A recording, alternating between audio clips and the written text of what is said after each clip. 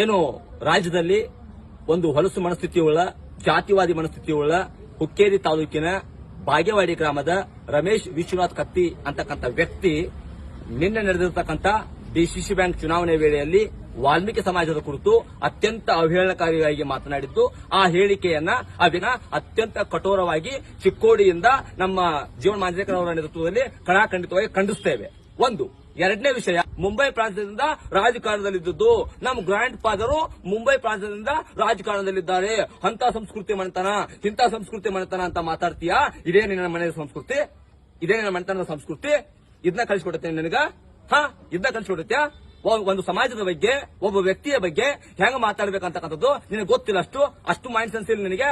ಮತ್ತು ಬಾಯಿ ತೆರೆದ್ರೆ ದೊಡ್ಡ ದೊಡ್ಡ ಭಾಷಣ ಬಿಗಿಯೋದು, ದೊಡ್ಡ ದೊಡ್ಡ ಮಾತುಗಳನ್ನು ಮಾತಾಡೋದು. ಪೊಲೀಸ್ ಇಲಾಖೆ ಅವರ ಮೇಲೆ SC ST ದೌರ್ಜನ್ಯ ಕಾಯ್ದೆ ಅಡಿಯಲ್ಲಿ FIR ದಾಖಲು ಮಾಡಿ ಅವ್ರನ್ನ ಬಂಧಿಸಬೇಕು.